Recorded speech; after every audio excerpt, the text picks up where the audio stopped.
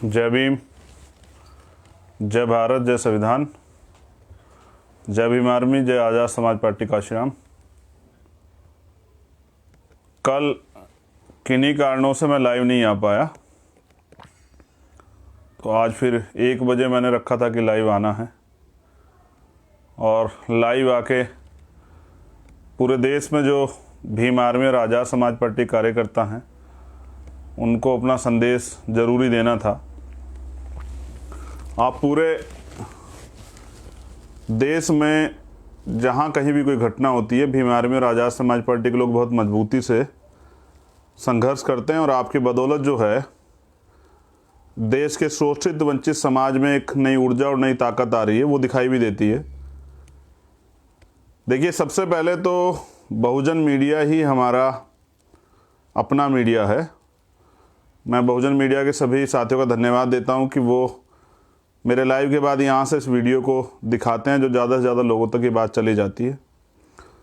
और आज भी देश में, जैसे मैं बिहार पे अगर चर्चा करूँ तो देश में ऐसे बहुत सारे गांव हैं जहाँ पर बिजली की सुविधा नहीं है, टीवी की सुविधा नहीं है, तो हमारे लोग मेन स्ट्रीम मीडिया के न्यूज़ चैनल नहीं देख पाते, लेकिन उनके यहाँ फ़ोन है तो यूट्यूब वो देख लेते हैं, तो हमारी बातें बहुत जल्दी वहाँ तक पहुँच जाती है। मैं सबसे पहले तो आज के लाइव में धन्यवाद देता हूँ भीम आर्मी और आज़ाद समाज पार्टी के सभी कार्यकर्ताओं का, पदाधिकारियों का, जो इतनी मेहनत से काम कर रहे हैं इस मूवमेंट को आगे बढ़ाने के लिए। परम पूजनीय बाबा साहब अम्बेडकर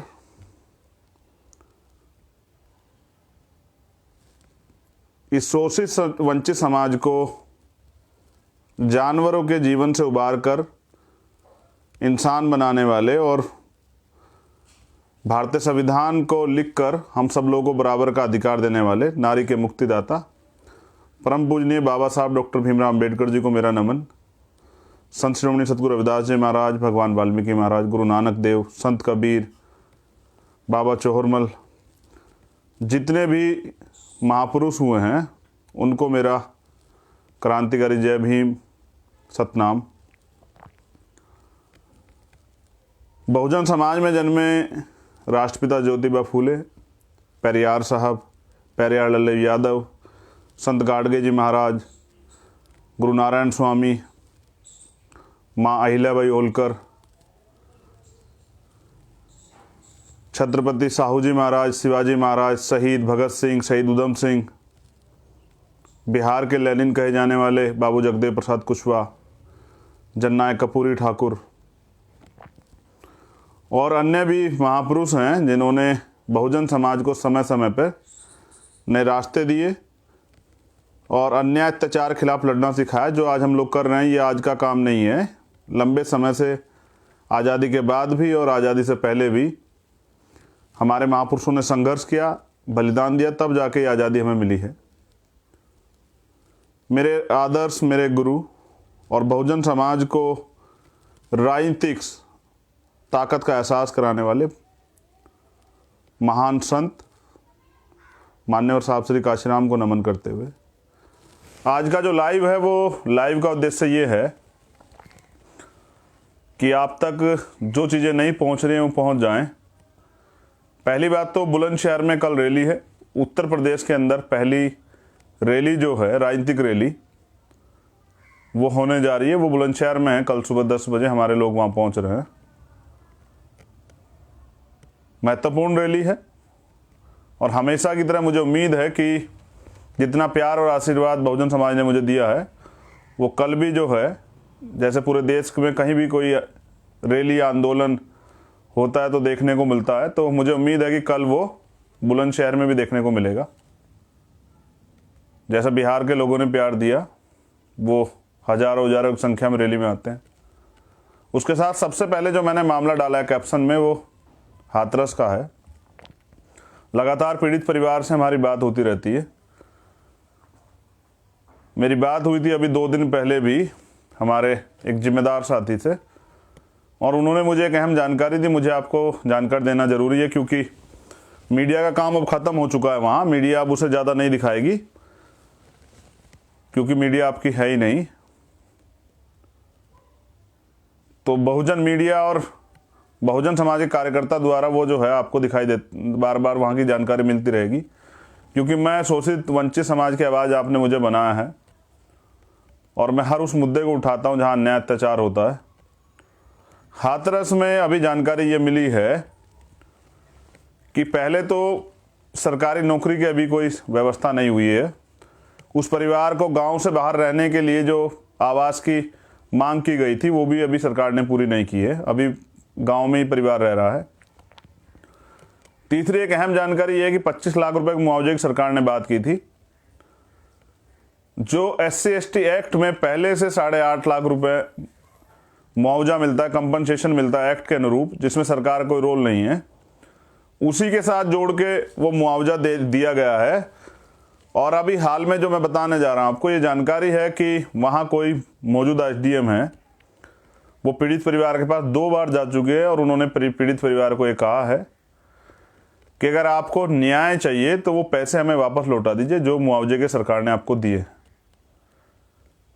आप पूरी ईमानदारी से इस बात को सोचें और महसूस करें कि ये क्या इस सरकार में न्याय सुनिश्चित है, ये सरकार न्याय दे पाएगी, जिसके अधिकारी कर्मचारी पहले DM जाके परिवार को धमका रहा था और अब कोई SDM है,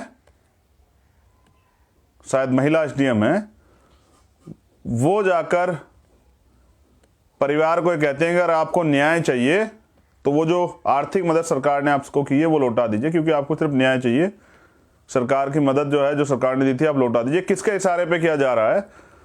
क्योंकि पीड़ित परिवार अभी भी सुरक्षा में रह रहा है। परिवार अगर उनसे मांग करता है कि कोई सामान हमें लाना है, इसकी व्यवस्था करा दी, तो प्रशासन के लोग कह रहे हैं कि अब आप आम जिंदगी जीजिए जैसे पहले जीते थे, यानी कि दोबारा से जो है आप अपनी उन्हीं आदतों को ताज़ा कीजिए जिस आदतों में आप रहते थे, जो आपके साथ यहाँ पहले होता था, वैसे आपको अपना जीवन जीना पड़ेगा।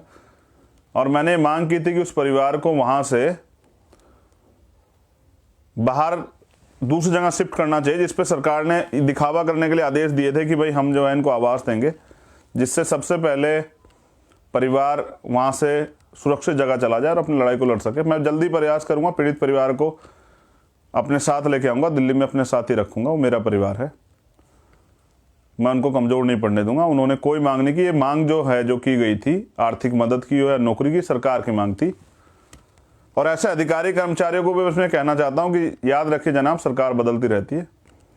2022 में आज़ाद समाज पार्टी की सरकार वहां बनेगी और सारे अधिकारी कर्मचारी वहीं रहेंगे।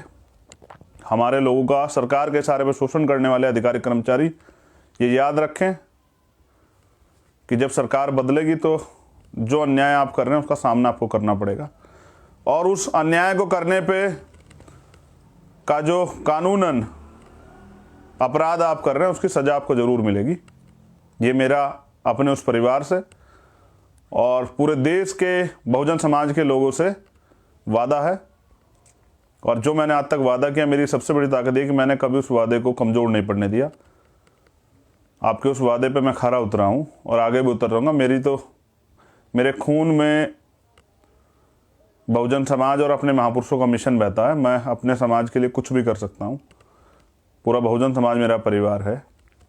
दूसरी, ये मैंने आपको हाथरस की जानकारी इसलिए दी कि आपको जानकारी हो जाए कि हाथरस में क्या हो रहा है। मैं दिल्ली भी लेके आऊँगा और उनकी सुरक्षा भी करूँगा, और ऐसे अपराधियों को जिन्होंने दरिंदगी की थी उनको सज़ा भी दिलाऊँगा। ये मेरा वादा है अपने समाज से।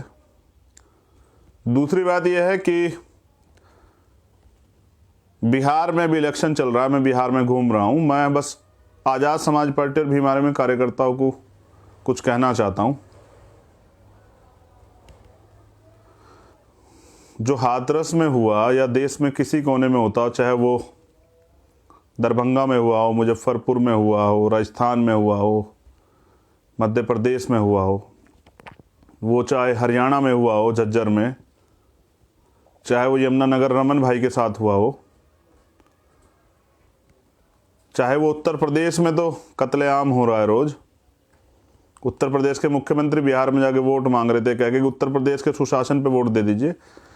यानी कि वो चाहते हैं कि बिहार में दोबारा से उनकी सरकार आ जाए, भारतीय जनता पार्टी सरकार। वो हमारे लोगों का कत्लेआम जैसे यूपी में कर रहे हैं ऐसे वहाँ कर पाए। वहाँ तो बहुजन समाज के लोग थोड़े सक्रिय हैं, जागरूक हैं, आपस में भाईचारा है, तो इस वजह से ज़्यादा अत्याचार नहीं अभी सरकार वहाँ कर पाती। लेकिन अत्याचार तो होते हैं, बंगाल हो या बिहार हो या असम हो या उड़ीसा हो, छत्तीसगढ़ हो, गुजरात हो, महाराष्ट्र हो, अत्याचार तो सभी जगह होता है। कर्नाटक, केरल हो, सब जगह होता है। सब जगह से खबरें आती हैं, हम सब जगह खबरें देखते भी हैं।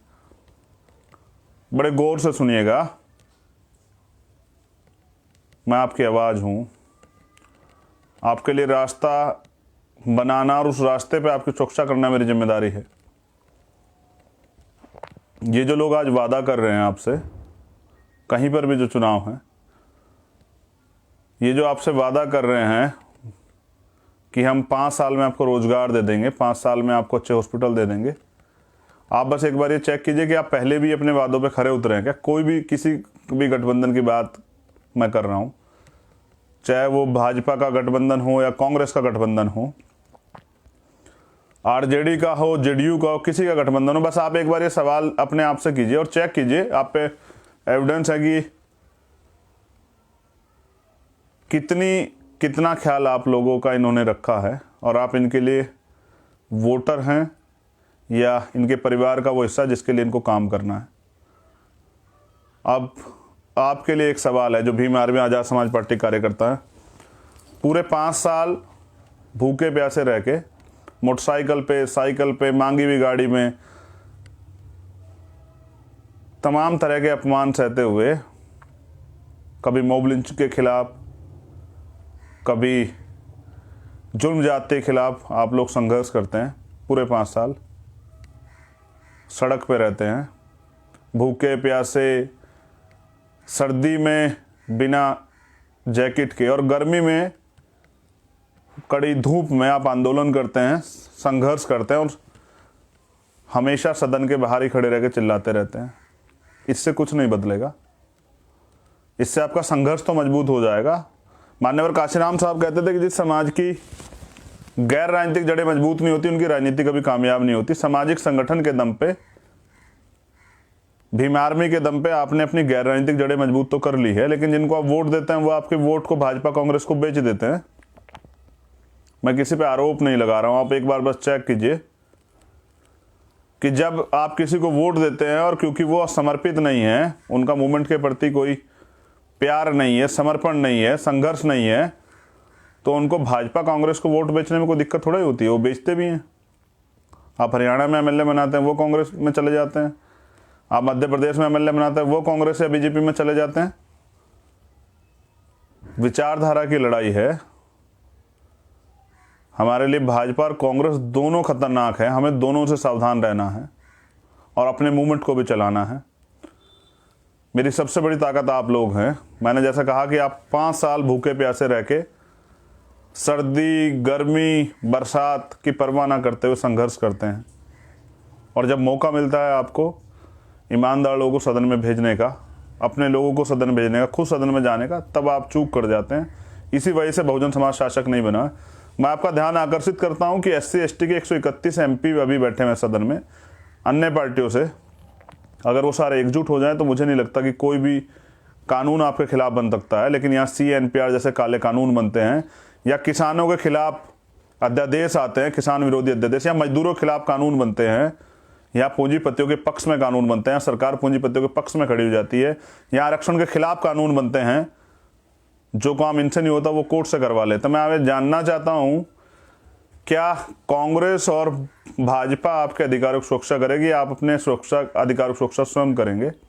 आपको ये सोचना पड़ेगा कि जो लोग आपके आरक्षण के खिलाफ हैं, जो आपके SC/ST एक्ट के खिलाफ हैं, जो आपके अधिकारों के खिलाफ हैं, जो आपके तन पर अच्छे कपड़े और मुंह पर मूछें नहीं देख सकते हैं, जो आपको घोड़ी पे चढ़ता देखता, वो क्या आपका सदन में जाके भला करेंगे?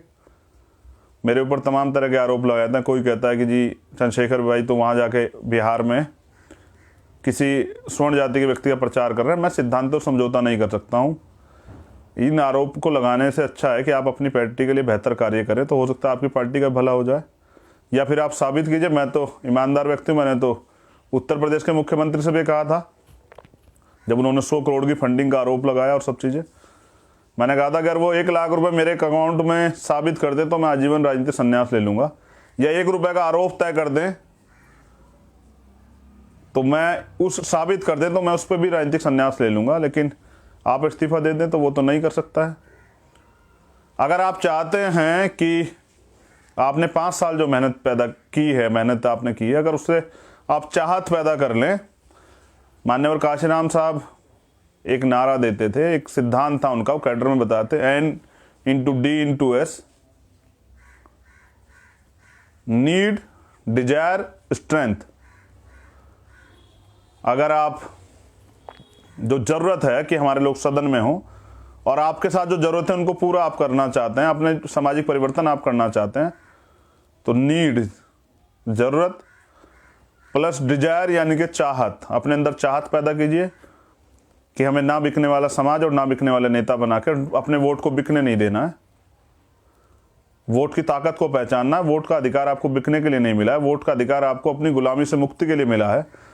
यहाँ समता, समानता, बंधुत्व, भाईचारे को आगे बढ़ाने के लिए मिला है, बहुजनों के राज के लिए मिला है। और लास्ट स्ट्रेंथ, उससे ताकत का निर्माण कर लें।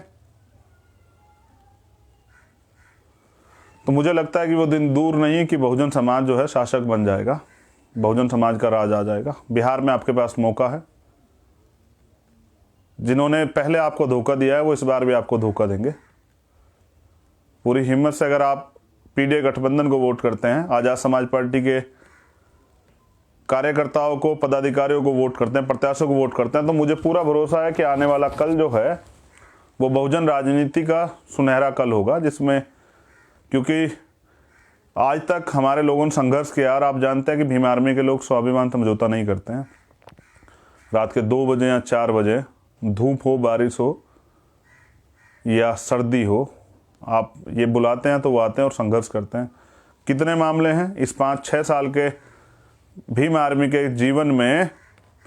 हजारों आंदोलन हैं, हजारों लोगों ने जेल काटी है, हजारों लोगों ने मुसीबतें झेली है, लाठियाँ खाई हैं, कुर्बानियाँ दी हमारे लोगों ने, तब भीम आर्मी बनी है। और आज़ाद समाज पार्टी अब इस देश में राज करने के लिए हम लोग आए हैं। हम लोग यहाँ गुलामी करने के लिए पैदा नहीं। और मैं आपको पूरी ईमानदार से इस बात को कहता हूँ, याद रखिए, ये देश हमारा है। बाबा साहब ने कहा था 21वीं सदी हमारी है। हम यहाँ राज करने के लिए पैदा हैं, किसी की चप्पल उठाने के लिए, किसी के चरणों में पड़ के राजनीति करने के लिए नहीं पैदा हुए हैं, चाहे वो स्वर्ण हो या कोई और हो। आने वाला कल बहुजनों का है, फैसला आपका है। आपके पास बुलंदशहर भी उदाहरण है। आपको ये देखना है कि आपकी असली लड़ाई कौन लड़ रहा है। ये लड़ाई सिर्फ राजनीतिक सत्ता के लिए नहीं है, एक सामाजिक सत्ता, सामाजिक परिवर्तन का आंदोलन है जो अपने सिद्धांतों समझौता नहीं कर रहा है तमाम मुसीबतों के बाद भी। ये कारवा आगे बढ़ेगा क्योंकि इसे कारवे को आगे बढ़ाने के लिए तमाम लोगों ने संघर्ष किया है। ये भी याद रखा जाए, कुछ लोगों को गलतफहमियां हैं कि वो इसे तोड़ देंगे, वो इसके टुकड़े कर देंगे। इसके टुकड़े तब होंगे, इसका भाईचारा तब खत्म होगा, हम लोग तब अलग होंगे जिस दिन ये शरीर हमारा साथ छोड़ देगा। हम एक थे, हम एक हैं और हम एक रहेंगे। मेरी बहुत बहुत मंगल कामनाएं सब लोगों को। कल बुलंदशहर की रैली में आपसे मुलाकात होगी और 26 तारीख को मैं प्रयास करूंगा कि 26 तारीख को लाइव आके आपको बताऊं कि आपको आज़ाद समाज पार्टी को क्यों वोट करना है। क्योंकि 28 तारीख को पहला चरण है बिहार का और 3 तारीख को दूसरा चरण है और उपचुनाव पे भी वोटिंग है। मध्य प्रदेश में भी हम उपचुनाव लड़ रहे हैं और बड़ौदा में हमने समर्थन भी किया है। हरियाणा में हमने आज तक ये लड़ाई ईमानदार से लड़ी है। इस संघर्ष को आगे बढ़ाना, को ताकत देना, ये आपकी जिम्मेदारी है। आप याद रखिए कि वोट देने से पहले मैं कह रहा हूँ कि 26 तारीख में आपसे बात करूँगा वोट पे। आज तो मैं कुछ अहम जानकारी देने के लिए आपको आया था। मेरी बहुत बहुत मंगल कामनाएं। जहाँ भी जो प्रत्याशी लड़ रहा है वो प्रत्याशी नहीं लड़ रहा है, आपका भाई लड़ रहा है, चंद्रशेखर आज़ाद लड़ रहा है, भीम आर्मी लड़ रही है, आज़ाद समाज पार्टी लड़ रही है, बहुजनों का संघर्ष लड़ रहा है, बाबा साहब का सपना लड़ रहा है, मान्यवर काशीराम साहब का सपना लड़ रहा है, मान्यवर दीना भाना वाल्मीकि जी का सपना लड़ रहा है। अपने महापुरुषों के संघर्ष को याद कीजिए, कितना बलिदान देके उन्होंने आपको अधिकार दिए हैं। और अगर अब तक भी आप, मैं स्पष्ट कर रहा हूँ, अगर अब तक भी आप लोग सत्ता में नहीं है इसके लिए मैं जिम्मेदार नहीं हूँ, क्योंकि मैंने तो अब मोर्चा संभाला है। अब से पहले राजनीतिक रूप से मैं नहीं था। सामाजिक रूप से मेरी क्षमता ये है, मेरे नेतृत्व की क्षमता ये है कि पिछले 5 साल में गांव से बने एक संगठन को अंतर्राष्ट्रीय स्तर पर पहचान जो है मैंने और मेरे भाइयों ने दिलाई है, जिसके लिए उन्होंने अपने जीवन की परवाह नहीं की है, बिकना नहीं सीखा है, कभी स्वाभिमान समझौता नहीं किया है, कभी जेल मुकदमों से नहीं डरे हैं। और मेरी राजनीतिक नेतृत्व की जो ताकत है वो मैं आपको आने वाले कल में अपने साथियों के संघर्ष के बलबूते दिलाऊंगा। याद रखिए, इस देश में दलित समाज का जो युवा है वो बिकाऊ नहीं है। वो अपने स्वाभिमान और सम्मान के लिए और अपने अधिकारों की सुरक्षा के लिए अब कमर कस चुका है। आने वाला कल कैसा होगा ये आप सब लोगों को पता लगेगा, लेकिन याद रखिए कि आने वाला कल बाबा साहब के सपनों का होगा और बाबा साहब के सपनों के लिए हम लोग संघर्ष करेंगे। जय भीम, जय भारत, जय संविधान। आप सब लोग अपना ख्याल रखें, आप सब लोग को मंगल हो। और जो लोग चुनाव में लगे हुए हैं, जो साथी मेरे भूखे प्यासे रह के मैं देखता रहता हूँ, दिन रात प्रचार करते हैं, याद रखिए आप आने वाले कल के इस समाज के, इस देश के नेता हैं, इस समाज के बेटे हैं, इस समाज के रखवाले हैं। और आपसे उम्मीद है और लोगों से उम्मीद नहीं है। जय भीम, जय भारत, जय संविधान, जय भीम आर्मी, जय आज़ाद समाज पार्टी। मेरी बहुत बहुत मंगल कामनाएं आप सब लोगों के लिए, तमाम कार्यकर्ताओं के लिए, तमाम पदाधिकारियों के लिए, हमारी बहनों के लिए, हमारी माताओं के लिए, हमारे बुजुर्गों के लिए, और उनके लिए भी जो किसी कारण से निराश होकर घर बैठे हुए हैं ये सोच के कि माननीय काशीराम साहब का कारोबार रुक गया है, उनका आंदोलन रुक गया है, बाबा साहब का कारोबार रुक गया है। कहने से नहीं होगा, करने से होगा। पूरा करना पड़ेगा, उसके लिए आपको साथ देना पड़ेगा। जय भीम।